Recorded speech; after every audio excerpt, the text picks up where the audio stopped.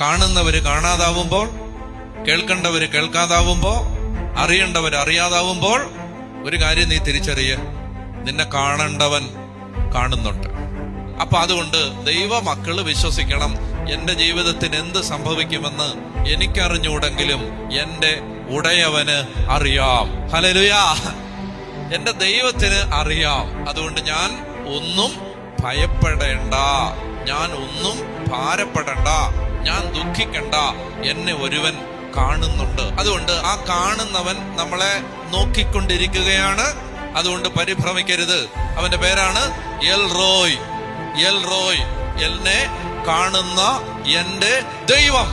ഞാൻ ഏത് പ്രയാസത്തിലാണെങ്കിലും ദൈവം എന്നോട് ഈ വചനം സംസാരിച്ചെങ്കിൽ അത് ഉറപ്പാണ്, ദൈവം എന്നെ കാണുന്നുണ്ട്.